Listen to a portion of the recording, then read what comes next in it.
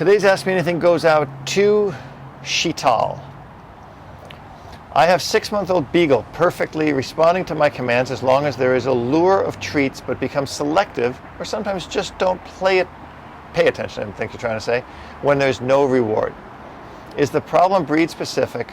Also heard that Beagles are independent and stubborn, hard to train. Well, Beagles are independent and they can be stubborn, but no, they're not impossible to train. And this is a behavior that you're dealing with that's very, very normal because you're not understanding the proper transition of going from luring and shaping a behavior using a treat to tagging a command onto it and turning it into a command, then using the treat as a reward. The dog learns what we want him to do because we lure it and we shape it through the use of treats by luring them into the sit position, the down position, the stand position, and all those. Once the dog understands that, then we remove the lure and we ask for the behavior. If the dog doesn't do it, we correct the dog to get them into the behavior. Once the dog gives us the behavior, we give them the reward. Those are important pieces. We don't hold the treat and say sit, sit, sit, sit, sit, and then when the dog doesn't sit, we wonder why they don't sit when we don't have the treat. We have the treat, the dog sits. We take the treat away, the dog doesn't sit. What's the difference? The dog's not following the command, the dog's following the treat. You must train past that. That's where corrections come in, and you're going to build a little bit better relationship with the dog, and it will work. It'll work with a Beagle, it'll work with an Afghan. Or maybe it won't work with an Afghan, but it'll work with any dog. Be patient and give it a try. Hi Robert, love your videos, recently subscribed. Thank you for subscribing. I hope everybody subscribes. My dog is very easy to train with treats. The only issue is that she gets overly excited for them in anticipation if we are training. She does what I want her to do, but her food drive is her strongest. Anything you can recommend to override that high drive and encourage a bit more restraint?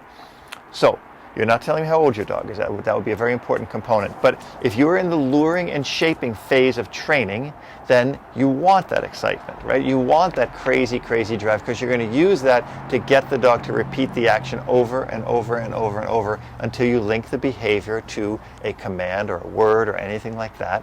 Then you will start to remove the treat, right? If the dog becomes so stupid, and I don't mean that in a negative way, or becomes so crazy high energy and obsessed in her desire to get the food, then you need to calm that down and get her to focus again and remove the food. So you use the food to lure and shape the behaviors. Then you use the food to reward the behaviors. Now if the dog can't get from point A to point B, maybe use some lower value food, do it after she's eaten. If the dog is really, really crazy high-end drive, it's a really good thing. You're asking me to tell you how to fix something that's actually something you want. You want high drive, you want work with any kind of a working line dog, they're just super intense. Like when you see Goofy, how intense he is for the toy, sometimes I gotta give him a little pop, hey, pay attention first, then you get the toy, and you might need to do that.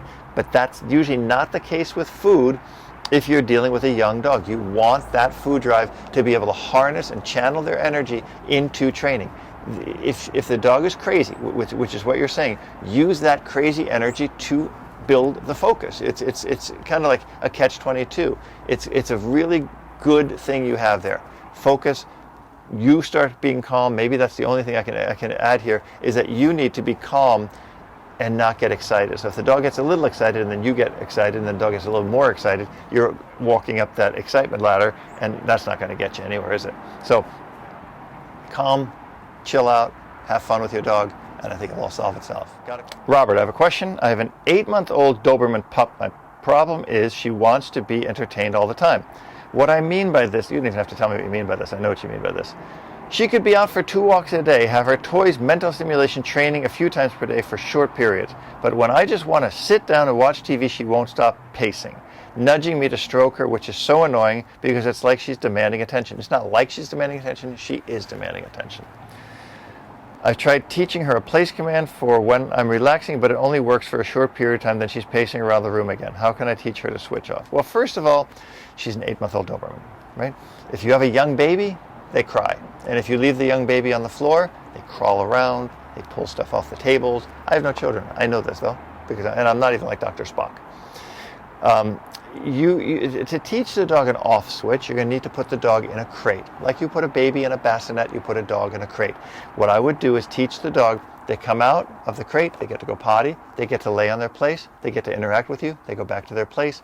They have to, you gotta keep that short, especially with a young puppy and a dog like a higher drive dog like a Doberman. They're gonna wanna be entertained, they're gonna wanna be on, they're gonna wanna be doing something. And if you don't give them the ability to switch off by putting them in a crate. In other words, from the bed, the dog learns, I get up, I bug you, I get yelled at, and that yelling at or pushing away is interaction. Now, you should be kind of flattered that the dog wants to be with you. Not that you're not attractive and that the dog shouldn't want to be with you, but it's kind of endearing, right? I mean, like when a dog jumps on me, wants to play with me and lick me and do that stuff, I kind of think, look, how long am I going to have this dog? How many years is the dog going to be around? And every day they're around, it's one less day you're going to have them. So I kind of love when dogs, nuzzle me. And Goofy does it. He pushes my arm like this and this and this. He wants to be petted. And Maya does it. They jump on me in the morning, stuff like that. So don't, be happy somebody wants to be with you. I think it's a very flattering thing. But teach the dog some basic things. One, the dog should be in a crate. When the dog is calm, the dog gets to get out. That's a great off time. And when the dog is in a crate, make sure that he has some treats or, a big bone to chew on or a Kong to chew on or something. The dog settles down. That's how you're going to teach the dog to settle better than place and the dog gets up and you get mad and you put him back in their place. Do the crate. Then do the place command for a few minutes, right? Put the dog on a place. If the dog is there for 3 minutes or something like that, walk over, release the dog, play with the dog. You got this dog. It's a young puppy. You got your work cut out for you for the next year. Don't subjugate it. Don't belittle it. You've got to do the work on this to have a great dog. You can have a great dog if you do the work. If you don't, you can have a disaster of a dog and the dog's going to end up in a shelter, and that's what we don't want to do. So take your time, structure. It'll help you a lot. Hey Robert, my name is Maria and I have a 2-year-old German short-haired pointer, Scout. So maybe I hope it's just Scout. I hope you're the vegan. He loves to jump in the apartment like a rabbit, even sometimes from the couch to the chair. How should I train him to stop jumping? Well, Maria, first of all, I take issue with somebody who, if you have a short-haired pointer in an apartment, you did not make a good choice, right? Working sporting dogs, let's talk about sporting dogs, are not really made for apartment dwelling. They're made for hunting. They're gun dogs. Now, you already say the vegan gun dog. Now, I don't know how your vegan gun dog thing goes, because gun dogs flush birds and birds get shot and they bring the birds back. That's just the nature of the gun dog. But the jumping is not really as big of an issue as the fact that you have a dog in your apartment that's not really made for apartment dwelling. You have a high drive dog.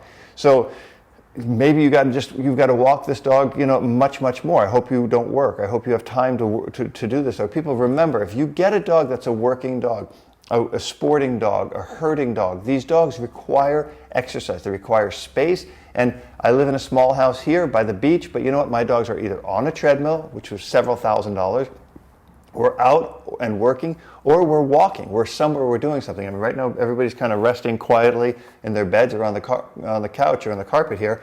But you've got to work these dogs. You've got to get these dogs out. So you've got to exercise, you've got to train, you've got to do all these things. If not, you're not doing your dog any favor, you're not doing yourself any favor, because you're going to be miserable with a dog. So exercise, structure, and please don't feed your dog a vegan diet, please. Got a question? Ask me anything.